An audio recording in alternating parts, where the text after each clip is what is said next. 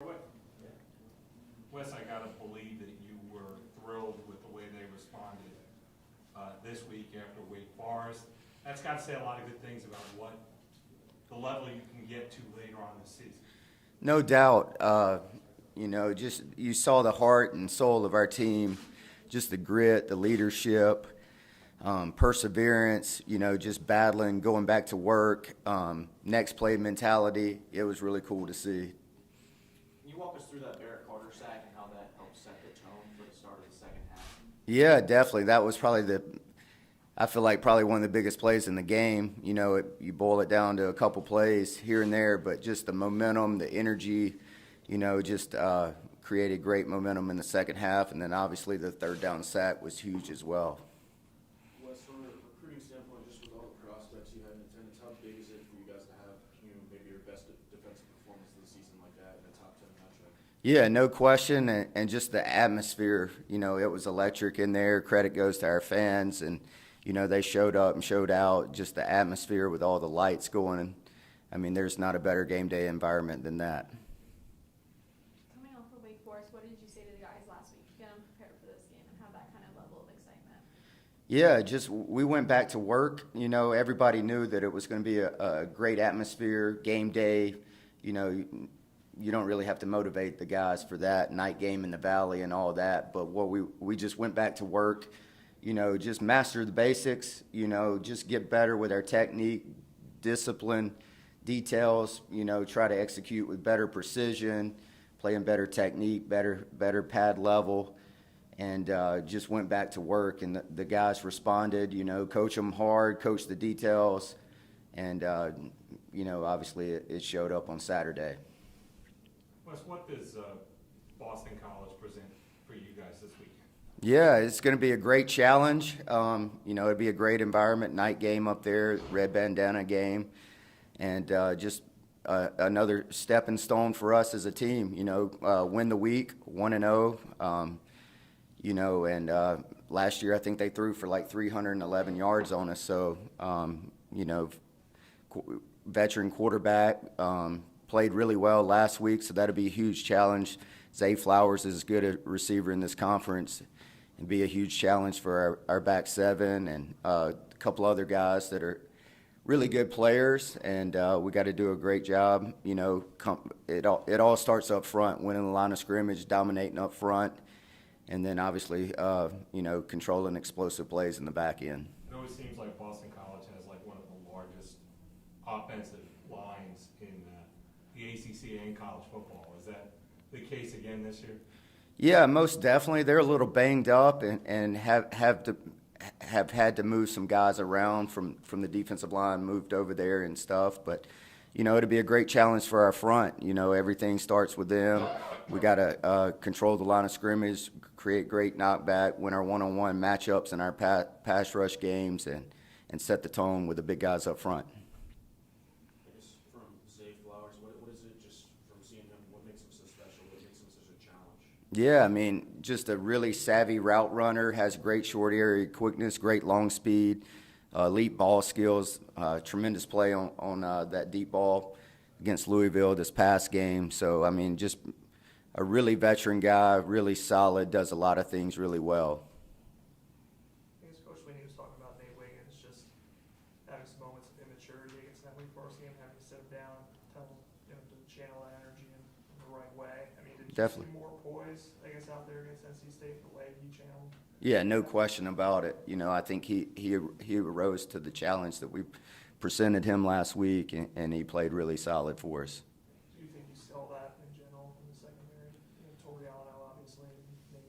Yeah, definitely. Those guys are growing up. Hopefully we take the next step this week with those guys as well. But it was a huge challenge. Feel like guys are in and out. Obviously, at the end of the game, we had Nate, we had Sherrod back there, and along with Toriano, and those guys rose to the occasion.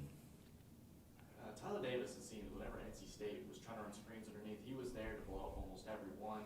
Can you talk about what his intelligence means for this team, not just his ability as a player, but just how it encompasses him as a whole?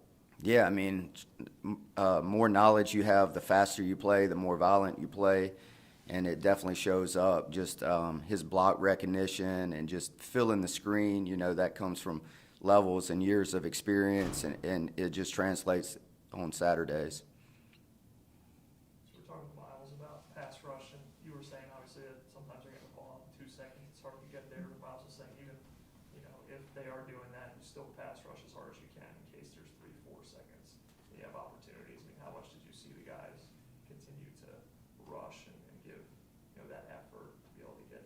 Yeah, definitely. We talk about not being outworked, not being outcompeted, and definitely showed up. You never know. So you never know what play is going to change the game. So you have to have that championship strain every play. And it was good to be able to finish some rushes, and not only finish some rushes, but we also affected the quarterback on balls that he did get out. We were able to get there and affect him with our rush. Do you think this is closer to what you want to see pass rush wise compared to the first 4 weeks? Do you feel like this game was closer to what this front four can bring on a consistent basis? Most definitely. You're number 2 in the nation now in run defense. Yeah. Is that where you expected this group to be? Yeah, no doubt. I think with the talent that we have up front, the mindset that we have, I expect us to be up there. That just, that says a lot about your defense. We talk about physicality, and there's no better stat that measures that than rushing defense, that I feel like. And just being able to be up there, hopefully we continue that trend throughout the second half of the season, but just controlling the line of scrimmage, making teams one-dimensional. But on the flip side, teams have gone away from running the ball, and I think we're 9th most in passes defended with like 196 or something. So, yeah, so there is a flip side to it, no doubt. Wes, I wanted to ask a couple questions about being an analyst. I mean, first of all, like 10, 15 years ago, a guy like you might not have had an entryway into, a Power 5 program. And also, what's it like now that you're a coordinator, just having a couple of extra voices to bounce different things off of or get a different perspective? Yeah, definitely. I mean, it's huge. I mean, it's not a one-man show. There's a reason we have a whole staff devoted to that type of stuff, just great resources throughout our building, whether it's bouncing stuff off our offensive guys or the guys in our room, and just being able to get a second viewpoint, from guys that you trust and know that they've put in the time, put in the work, they study the game and know what's going on. So, I mean, it's a huge resource, no doubt.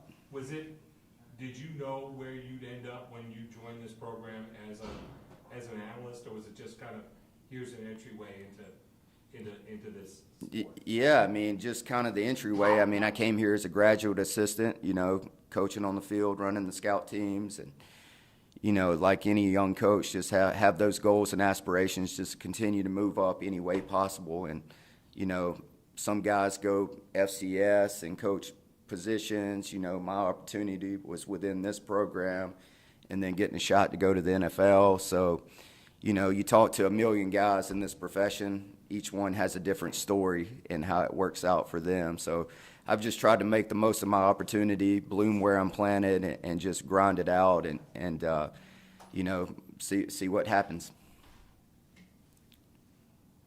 Any questions for Wes from Zoom? Coach, it's Trevor from CUTigers.com. Did Andrew practice at corner much in August or in the first few weeks of the season, or were most of his reps last week after the weight game? And how do you assess his technique Saturday night? Yeah, definitely. This is something. I mean, that's not something that we just threw him into the fire. He did it in training camp, obviously in the spring as well. He played corner in the spring game. And, he was a little rusty, but did some things really well while he was in there. And I think, if it's called upon for him to play there this week, his technique will improve this week. He's a student of the game, and he prepares as well as anybody on this team. He'll be ready to go on Saturday, no doubt.